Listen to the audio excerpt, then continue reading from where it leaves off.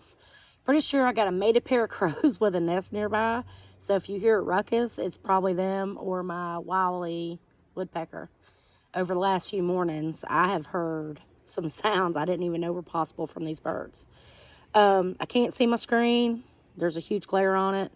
So hopefully this is doing. Anyway, first up, we have our runes. In the first position, we have Thuraz, which kind of has a double meaning dependent on the situation.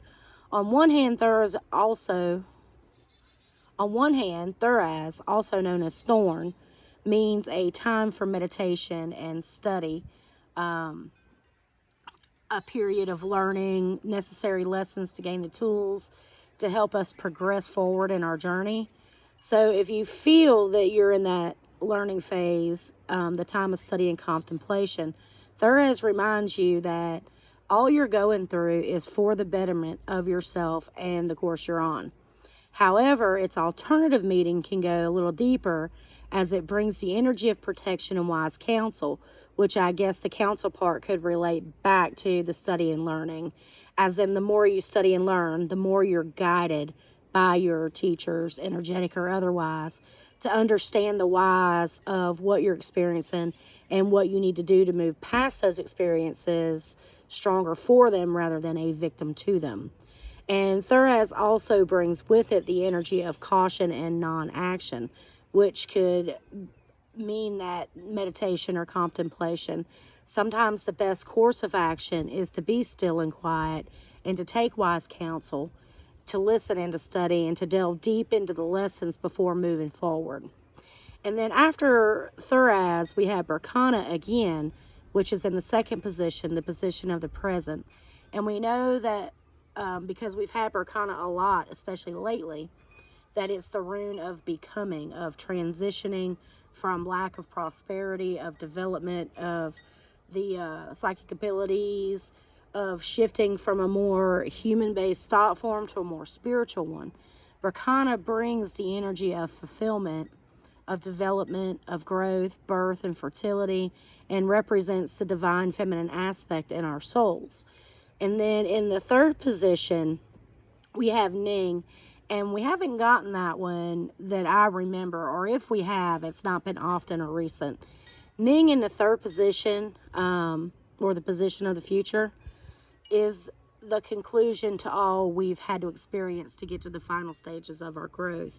It's reaching maximal potential and brings with it the energy of freedom, which I find very interesting. And then our first set of cards, move these over, and I'll just go ahead and lay these out too.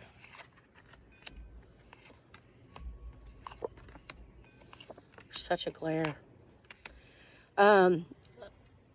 These are our mermaid cards, and card one is gentleness, and I guess you could relate that back to the first rune in that stillness and quiet there is a gentle peace. It's easy to want to strong arm situations to bring force or might when you're attempting to break through an obstacle or reach a specific goal, but sometimes, as my mom always says, you can catch more flies with honey than vinegar. I'm not really sure why anyone wants to intentionally draw flies, but whatever. The point is that sometimes gentle, steady pressure goes way further than a hard shove. So if you're finding yourself in a position where you feel you might want to use force or use aggression, remember that sometimes being gentle, though it might take a little bit longer, can sometimes yield the best and most solid results. But I also think it's worth mentioning that this card can also mean accessing that inner compassion we've been talking about and tapping into that energy and using it rather than using anger, fear, or force. After that, we have the dreaming card. And while some of us, myself included, have had crazy off the hook wild dreams lately, I get the sense that this is more dreaming in the visualization or daydreaming sense. It's in our daydreams that we become conscious creators of our environment and our future. There is so much power in daydreams, which is why I believe we were always encouraged as children to quit daydreaming and focus on the present. And being present in any moment is important, true. But it's also important to allow ourselves the luxury of daydreaming because, again, that's when we enter the conscious creation mode. And it's one of the tools to manifest in the things we'd like to see happen in our futures. And then next up, we have solitude.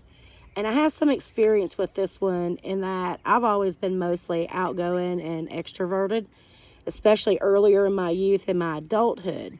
And it's not been until my spirituality began to really deepen that I found I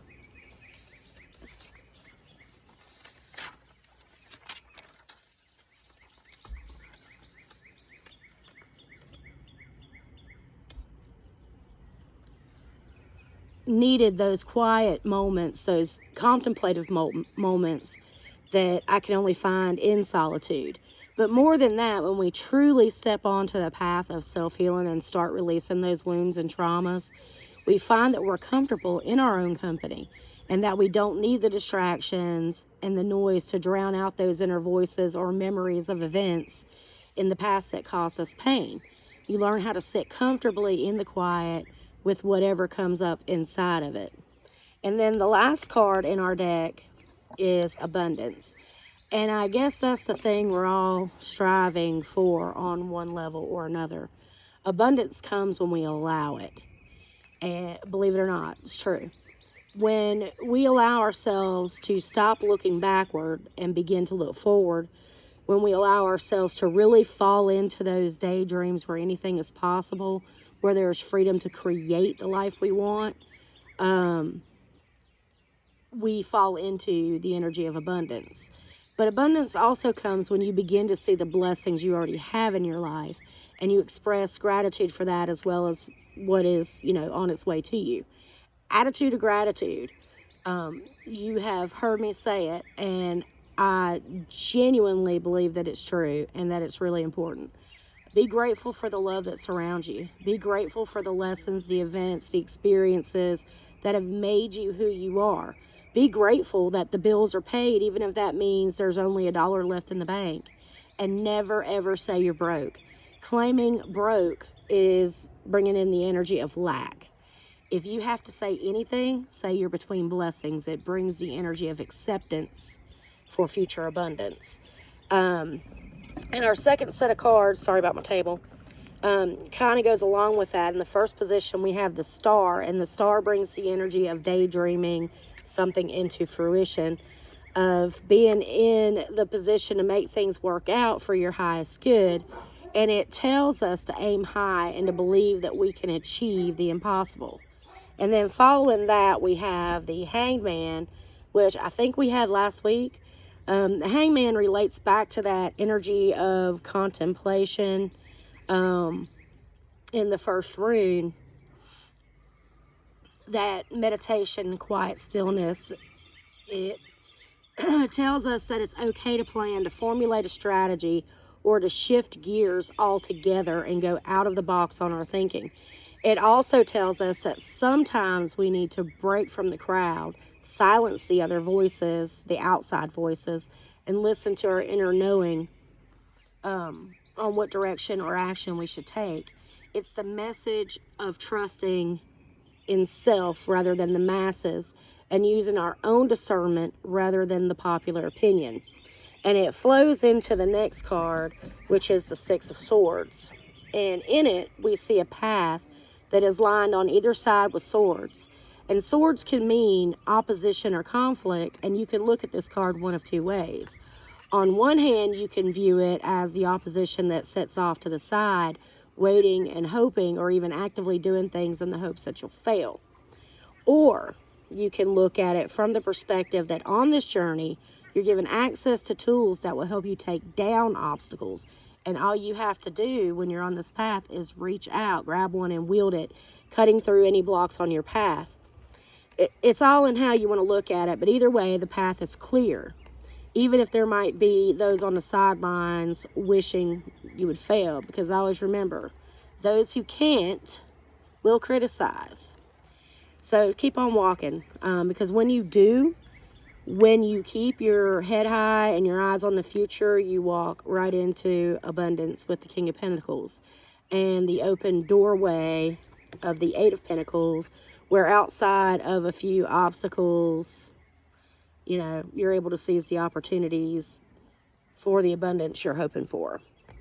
And then real quick, crystals that can help us navigate are the Herkimer diamond, which will help with those meditative or contemplative moments. Herkimers help us when we're reaching for clarity on our spiritual journeys, and they also help remove negative vibes and with getting into our daydreamer or conscious creator mode. And then clear quartz to help us overcome self-limitations, to tap into our psychic abilities and see through the illusions of self-doubt and start manifesting the impossible. And then amber to help us recharge and feel the love from the universe when we're struggling with that self-doubt. And that is all I got for today, y'all. Hope everybody has a great rest of their day and a happy, relaxing weekend. See you next time.